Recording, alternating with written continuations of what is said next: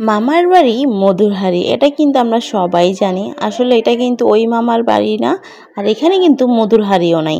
So আসসালামু আলাইকুম everyone.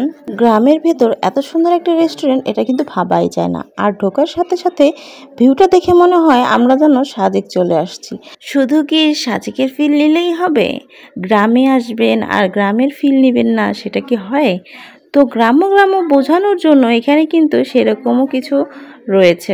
একটু ভিতরে আসলেই দেখতে পাবেন সেই ঐতিহ্যবাহী অনেক আগের পুরনো দিনের সেই ঢেঁকি, যেটা দিয়ে আমাদের হয়তো নানি দাদিরা চাল গুঁড়ো করতো।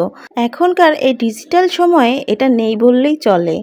এই হাত পাখা, কুলা, চালন এগুলো এখন একদমই চলে না, কিন্তু এগুলো ধরে রাখার জন্য কিছু সময় আমাদের কিন্তু অনেক কিছুই করতে হয়। যেমন এখানে এটা ধরে রাখার জন্য হয়তো বা ব্যবস্থাগুলো রেখেছে। গ্রামের ভেতরে এরকম একটি পরিবেশে রেস্টুরেন্টটা আমার কাছে কিন্তু অনেক বেশি ভালো লেগেছে। অনেকেই আবার এখানে ছবি তুলছে। প্লেসটা এমনভাবে বানানো হয়েছে, আপনারা চাইলে কিন্তু পরিবার সহ আসতে পারেন।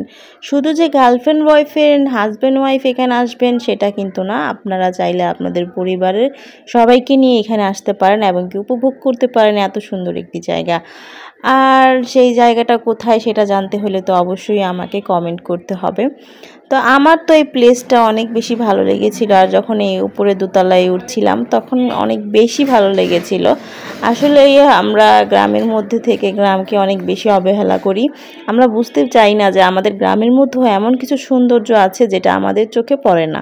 আমরা সবাই তো সবসময় শহরেই ঘোরাফেরা করি, একটু গ্রামে ঘুরে দেখি না গ্রামটা কত সুন্দর। তো আমি কিন্তু এখানে উপরে ওঠার পর আমি যখন পুরো ভিউটা দেখছিলাম, আমি কিন্তু গ্রামে থেকেই সাজেকের ফিল নিচ্ছি। আমার একদমই মনে হচ্ছিল না যে আমি গ্রামে আছি, আমার মনেই হচ্ছিল একদম যে আমি মনে হয় সাজেকে আছি। এত সুন্দর লাগছিল ভিউটা উপর থেকে দেখে, আর খুব বেশি ভালো লেগেছিল। আসলে জায়গাটা অনেক সুন্দর।